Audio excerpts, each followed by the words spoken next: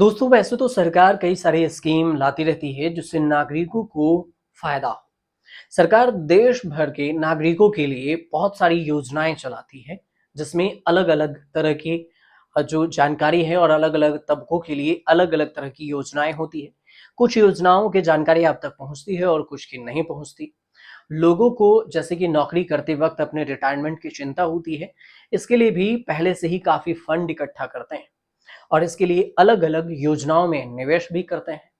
भारत सरकार ने लोगों को हितों को देखते हुए अपने पेंशन की व्यवस्था करने के लिए एनपीएस योजना अब शुरू की है। ये एनपीएस योजना क्या है, लेकिन इससे बताऊंगा आपको इस वीडियो में। लेकिन अब सरकार ने इस स्कीम के एक और प्रारूप को 1 साल बजट में ऐलान किया है। इसका नाम एनपीएस वात्सल्य योजना है, जो बच्चों के लिए है। ऐसे स्कीम में बच्चों के नाम पर खाता खोला जा सकता है और निवेश किया जा सकता है। आपको इसके बारे में पूरी जानकारी बताते हैं कि कैसे खाता खोला जाएगा एनपीएस वात्सल्य योजना में कितना लाभ होगा, कितना आपको रिटर्न मिलेगा, किस तरह से खाता खोलेंगे। एनपीएस वात्सल्य योजना बच्चों को भविष्य में सेविंग को लेकर जागरूक करने के लिए और उनके भविष्य को सुरक्षित करने के लिए लाई गई। इस योजना में बच्चों के नाम पर वात्सल्य खाता खोला जा सकता है, जो कि मैच्योर होने के बाद एनपीएस अकाउंट में अपने आप बदल जाएगा। किसी भी बच्चों के लिए माता पिता बैंक या पोस्ट ऑफिस जाकर फिर ऑनलाइन अपने बच्चों का अकाउंट एनपीएस वात्सल्य अकाउंट खुलवा सकते हैं और इसमें उन्हें इन्वेस्ट कर सकते हैं वो अपने बच्चों के लिए, जिसमें इन्वेस्टमेंट की मिनिमम राशि सिर्फ 1,000 रुपये है। रोजाना में पैसे जमा करने पर कंपाउंड इंटरेस्ट मिलता है, जिसमें बच्चों के भविष्य के लिए अच्छा खाता फंड इकट्ठा हो सकता है। और जब बच्चा 18 साल का हो जाता है तो यह खाता ऑटोमेटिक ही एनपीएस खाते में तब्दील हो जाएगा। इतने अब पैसा कितनी बार निकाल सकते हैं, इससे ये भी समझिए। अगर आप इन्वेस्टमेंट करने के बाद जरूरत पड़े तो आप पैसे निकाल भी सकते हैं, लेकिन कितनी बार?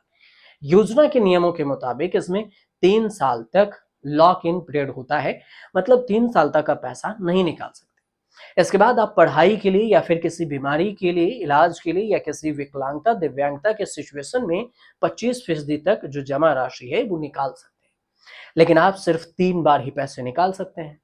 अगर स्कीम में आपका निवेश 2.5 लाख रुपए से ज्यादा है तो फिर आप 20% तक रकम निकाल सकते हैं।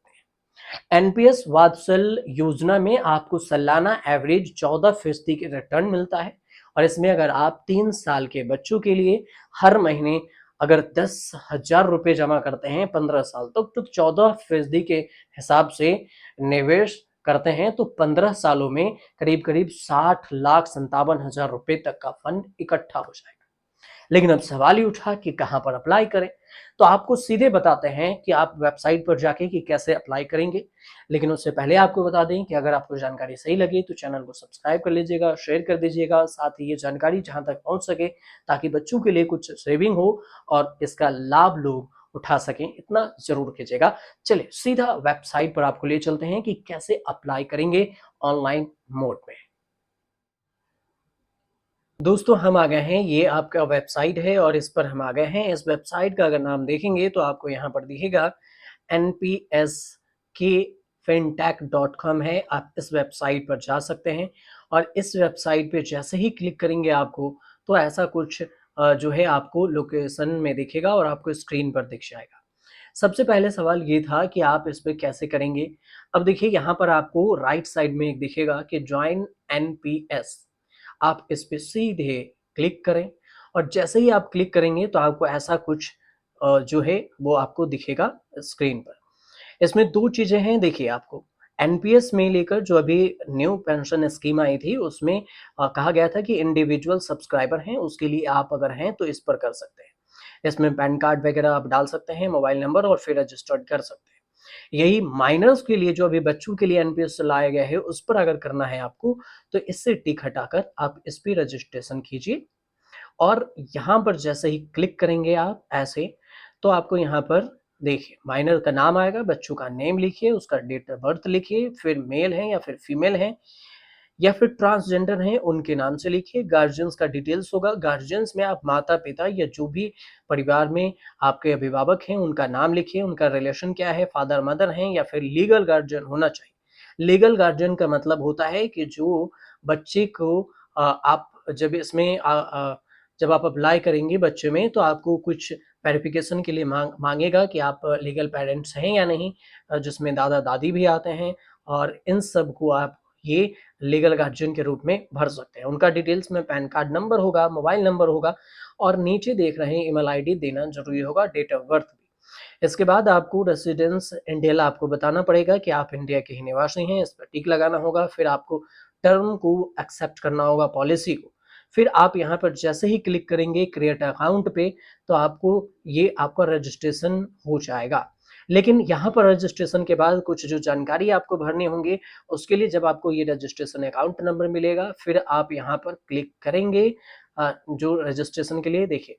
अब जो है पेंडिंग रजिस्ट्रेशन में अगर आपका पहले से था, कुछ पेंडिंग रह गया हो, तो आप मोबाइल नंबर, पैन और डेट ऑफ बर्थ भर के आप आगे कंटिन्यू कर सकते हैं। हमने इस पर अभी नहीं किया, कुछ भी नहीं डाला इसलिए कंटिन्यू नहीं हो रहा।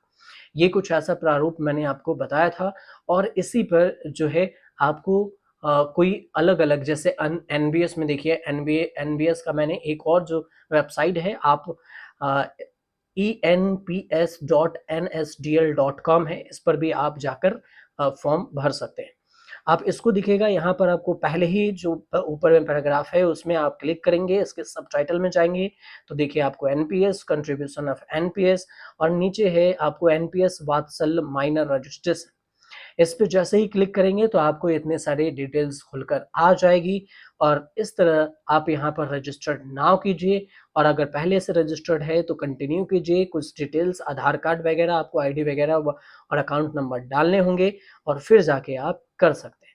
यहाँ पर कुछ डिटेल्स है जैसे आपका 18 साल से कम होना चाहिए, आपका मल्टी ऑप्शन जो है आधार कार्ड या फिर किसी और चीज़ में नहीं होना चाहिए मल्टीपल रजिस्ट्रेशन, एनआरआई आप नहीं हो मतलब विदेश में नहीं रहते हो, इस तरह से आप रजिस्टर्ड ना हो। डॉक्यूमेंट्स में देख लेते हैं कि कौन-कौन से डॉक्यूमेंट्स आपको देने होंगे। तो देखिए, आपको पहले है डेट ऑफ बर्थ में प्रूफ जो बच्चों के जन्म के कितने साल का है ये दे सके, गार्जियन का सिग्नेचर होगा, स्कैन कॉपी ऑफ पासपोर्ट ये जो है ये आपको पासपोर्ट का अगर एनआरआई हैं तो आपको पासपोर्ट का स्कैन कॉपी सबमिट करना होगा। Scan copy of foreign address proof इसका भी देना होगा अगर एनआरआई हैं तो, नहीं है तो आपको इसकी ज़रूरत नहीं। Scan copy of bank proof में आपको दोनों लगेगा क्योंकि आप भारत में रहते हो तब भी, एनआरआई हो तब भी, आपको स्कैन कॉपी बैंक का एक प्रूफ देना ही होगा। इस हिसाब से देखें तो आपको ये पता चलेगा। आधार कार्ड के अलावा अगर आप ये देखते हैं वर्चुअल आधार कार्ड देते हैं तो उस पर ऑटोमेटिक आ जाएगा। डिटेल्स में आपको driving licence, PAN card, KYC यूजिंग्स के तौर पर, गार्जियन के तौर पर आप कर सकते हैं। ये आपको और उसके बाद इतने डॉक्यूमेंट्स हों तो फिर आप रजिस्टर्ड नाउ पर क्लिक कीजिए। यहाँ पर आपको गार्जियंस के डिटेल्स भरने पड़ेंगे, रजिस्टर्ड करना पड़ेगा और फिर बेंच रजिस्टर्ड करिए। आपको ये आगे इसलिए नहीं हो रहा है कि हमने अभी तक ये फॉर्म नहीं भरा। अगर हमारे पास ऐसा कोई केस आता है या फिर कोई कैंडिडेट कहते हैं कि आप भर दीजिए या फिर तो मैं ऑनलाइन भर के आपको ये पूरे केस बताऊँगा। लेकिन फ़िलहाल आप ऐसे खुद भी भर सकते हैं। आपको कोई दिक्कत हो तो नीचे आपके जो आस-पास हो सर्विस सेंटर, सीएससी सेंटर उस पे जाके आप भरवा सकते हैं।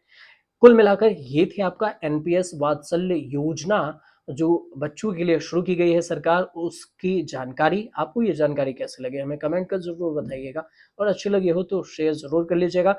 अगर आपको इसमें कोई दिक्कत हो तो कमेंट कर बताइए, मैं कमेंट में आपको लिंक दे दूँगा और फिर आप वहाँ से इसे भर सकते हैं।